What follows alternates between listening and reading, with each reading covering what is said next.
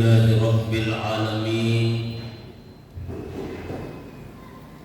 alladzi ja'ala alaina di waktu subhi wa farada alaina li ummati Muhammadin sallallahu alaihi wasallam bi kulli makan. Wassalatu wassalamu ala asyrafil anbiya'i wal mursalin sayyidina wa habibina wa syafi'ina wa maulana Muhammadin wa ala alihi wa ashabihi wa dhurriyyatihi wa qarabatihi wa man tabi'ahum bi ihsanin ila yaumiddin. Qala ta'ala fi kitabihil karim, a'udzu billahi minasy syaithanir rajim, bismillahirrahmanirrahim. Wa man ahsanu qawlan mimman da'a ila Allah wa 'amila shalihan wa qala innani minal muslimin. Shadaqallahul azim. Ma'asyiral muslimin wal muslimat sidang jamaah subuh yang insyaallah sama-sama dimuliakan dan dirahmati oleh Allah Subhanahu wa taala. Salah satu manusia dirindukan di waktu subuh adalah manusia yang senantiasa mengawali aktivitas persoalan ukhrawinya baru melangkah kepada persoalan aktivitas duniawinya. Bayangkan saja Bapak dan Ibu yang saya hormati, di waktu subuh yang sangat berbahagia ini, sangat dimuliakan oleh Allah. Jangankan wajib yang kita lakukan, sunat saja. Dalam hadis dikatakan, as-salatul fajri raka'ataini khairun minad dunya wa ma fiha. Jadi dulunya kita masuk ke masjid, kalau ada waktu kita ambil dulu tahiyatul masjid, kemudian kita sudah salat fajar 2 rakaat sebelum subuh, khairun minad dunya, jauh lebih baik pahalanya ketimbang dunia beserta isinya. Tapi ketika kita berbicara masalah pahala, ini kan masih kita reka-reka, masih kita berangan-angan. Betul ada enggak? Itu pahala, ya. Pahala ini yang dimuliakan Allah Subhanahu wa taala tidak ada yang tahu kecuali yang punya pahala yang memberikan. Tadi sudah disampaikan beliau, "Wallazi la ilaha illa huwa 'alimul ghaibi was syahadah." Dialah ya yang mengetahui yang gaib, yang tersembunyi, was syahadah, bagian terang-terang. Sudah disampaikan beliau tadi di Imam Al-Azhar. Nah, maka andai kata pahala itu didiam, aduh, semua masjid sudah full. Tidak usah kita berbicara dulu masalah persoalan ukhrawi sana. Ya, kalau ada panitia masjid yang dimuliakan Allah, Bapak dan Ibu, sebentar salat subuh, ya 2 rakaat selesai salat subuh 2 rakaat, kami akan berikan 1 jergen minyak kelapa. Oh, pasti terima. Di sini. Ya, apalagi sekarang sudah minyak kelapa ya, jamaah dimuliakan. Nah, tapi itu kan tidak dilihat. Ya. Jadi pahala ini adalah menggambar bagaimana kita meyakini jamaah dimuliakan Allah. Nah, justru itu bertitikor daripada persoalan ini ada satu firman Allah Subhanahu wa taala yang perlu kita sikapi dalam Al-Qur'an. Ini sering dibaca oleh khatib kita ketika berada di atas mimbar. Ya, Al-Imran surah yang ketiga 101, Allah menyampaikan, ya ayyuhalladzina amanu taqullaha haqqa tuqatih wa la tamutunna illa wa antum muslimun. Hai orang-orang yang beriman, ittaqullah, bertakwalah kamu kepada Allah. Apa itu bertakwa? Yaitu takut. Kenapa takut ini diambil dari akar kata yang itu takia yutaki dalam bahasa ini. Nah, kalau yang dimuliakan orang yang bertakwa itu betul-betul sudah punya rangkuman di dalamnya, itu tawadu. Ya, tawadu tahu Ustaz? Tahu warnanya ini? Bukan. Jangan sampai kemudian tahu tawadu, tahu warnanya ini. Oh, itu anak kecil. Ya kan? Tawadu itu yang dimuliakan Allah Subhanahu wa taala dalam merendahkan diri. Nah, justru itu ketika kita hubungkan ayat ini ke surat yang ke-9 atau pada 18 ayatnya, maka rata-rata orang yang dipanggil oleh Allah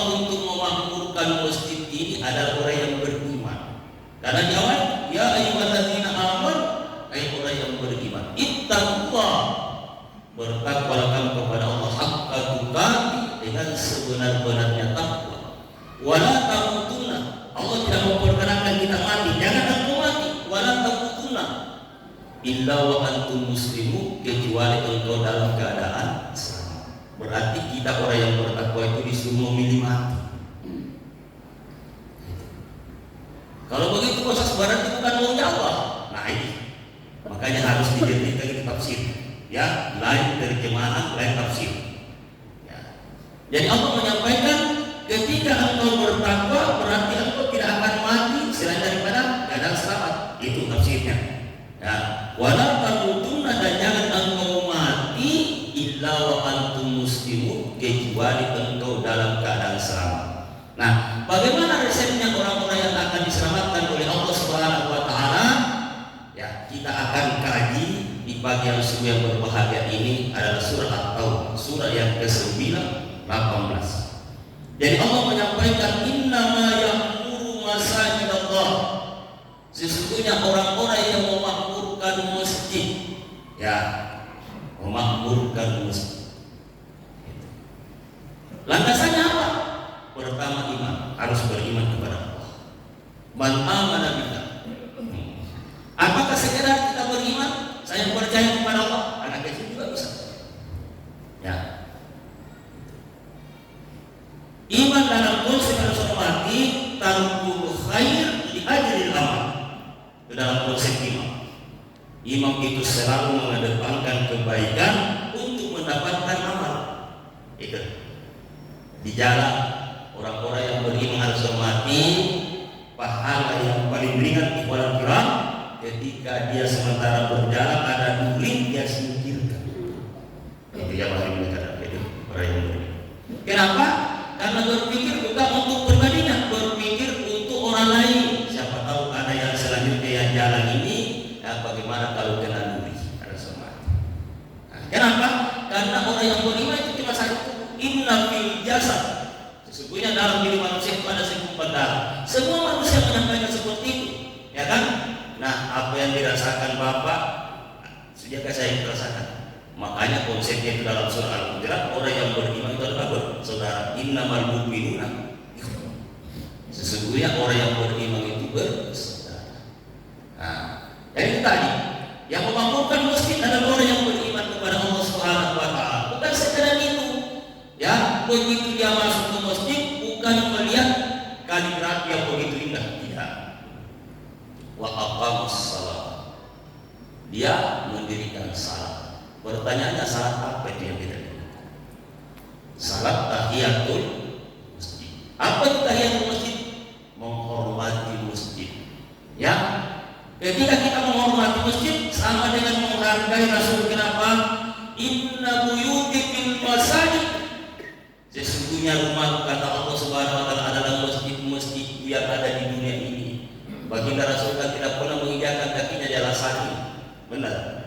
Tapi kita bagian daripada umat Rasul sallallahu, berarti keterwakilan dari beliau yang dimuliakan Allah. Ini Pak. Dan ini masih bisa diukur alasan sekian kali sekian.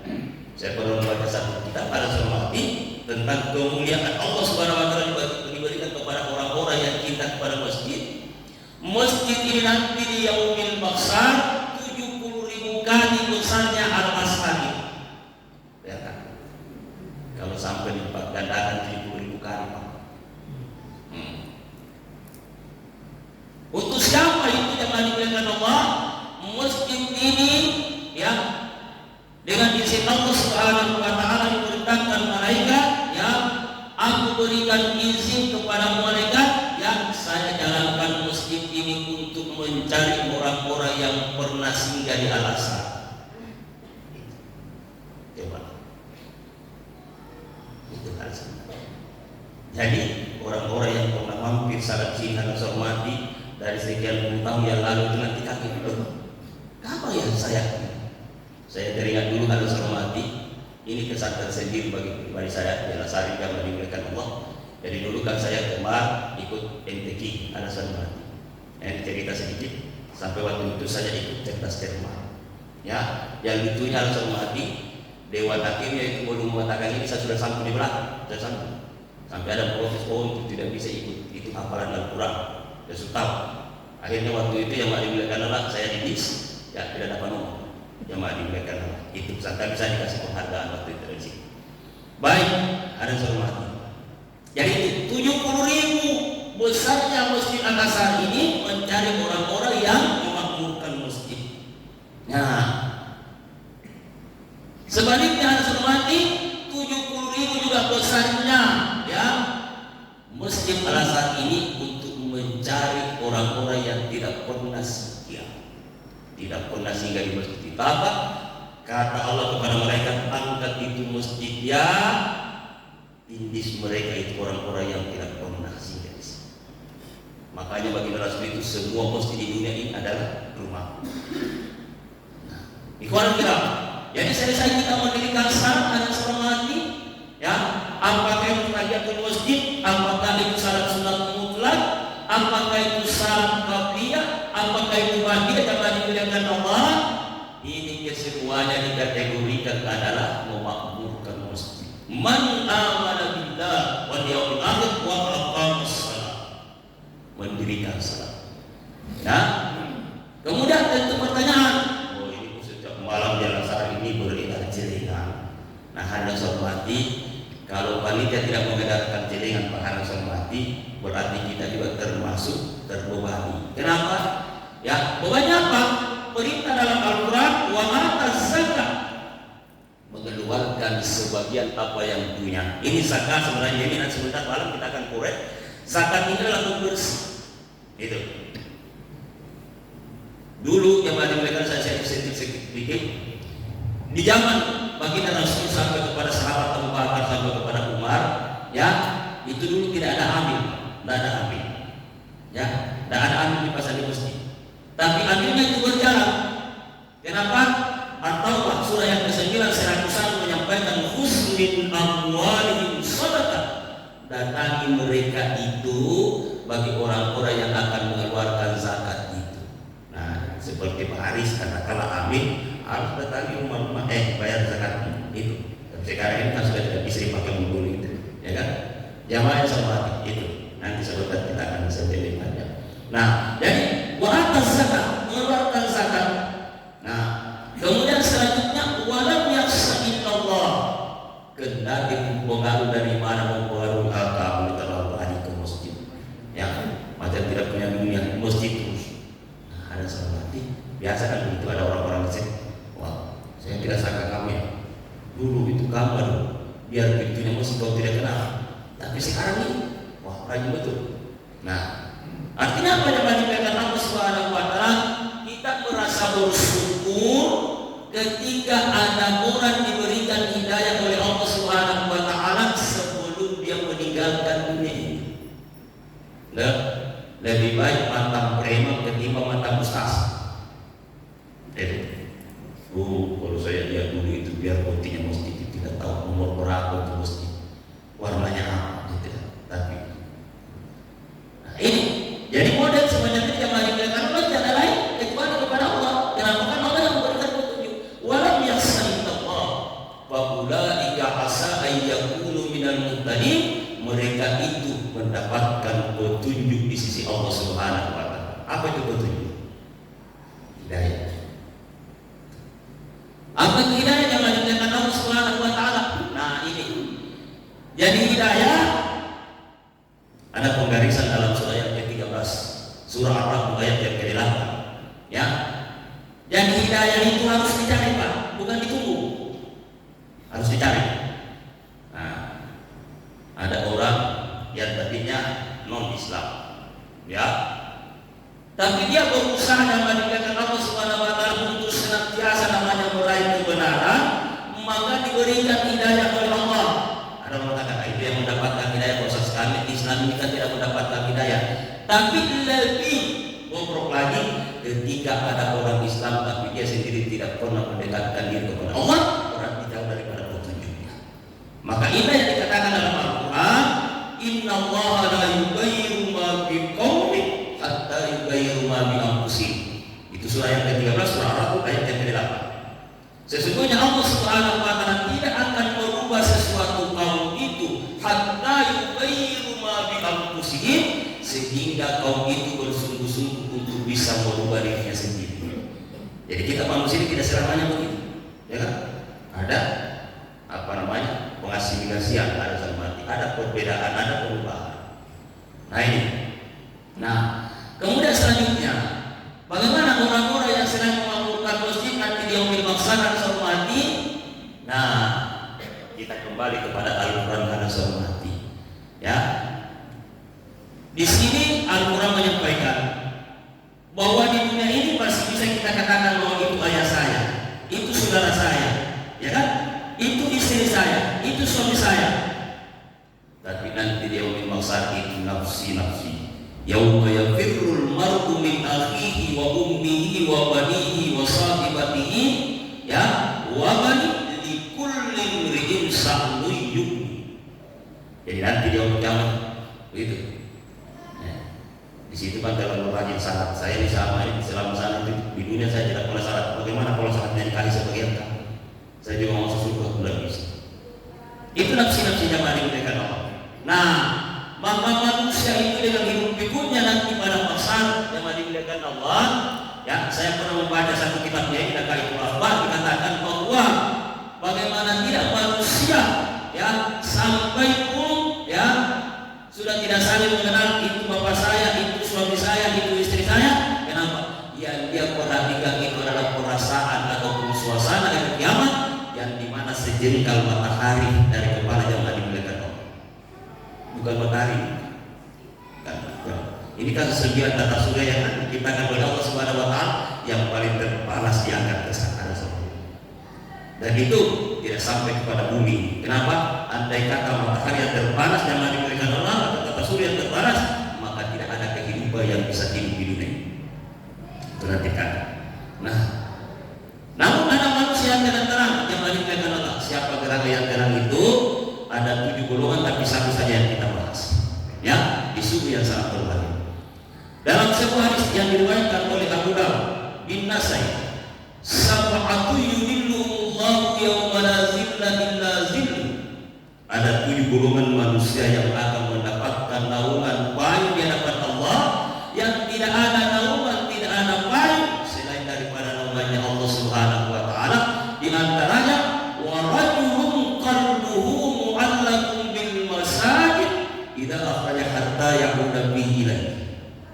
Mohon maaf ibu-ibu, ya, ini hadis ya yang dimulakan Allah laki-laki, ya. Wa rajulun qalbuhu, laki-laki yang senantiasa terpaut hatinya ke masjid.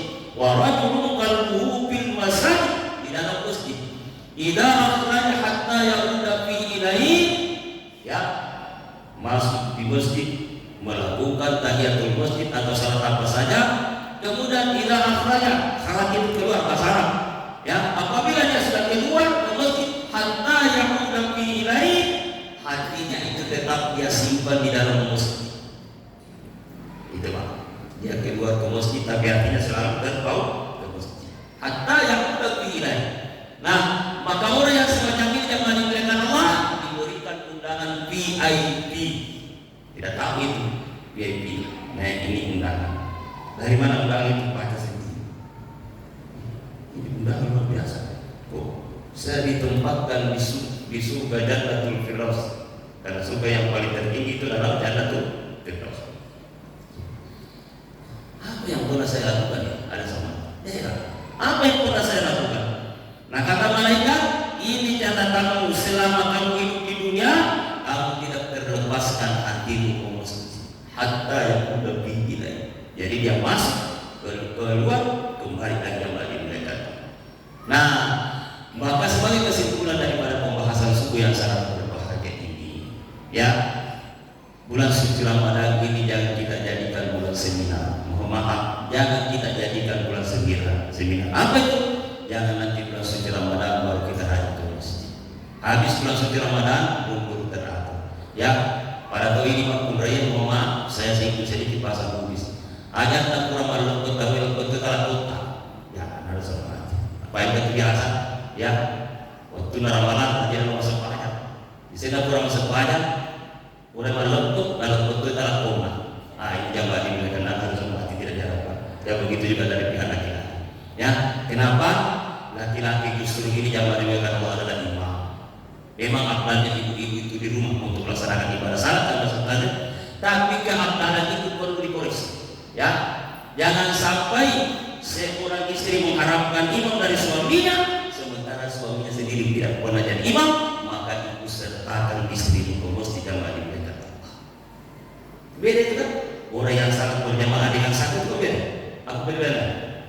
27 derajat ada sama. 27 kelipatan kebaikan ada sama. Jadi jika bagi masa banyak ada sama ke 20 itu keluarga bagaimana? Kalau sama jamaah dimuliakan Allah. Ini.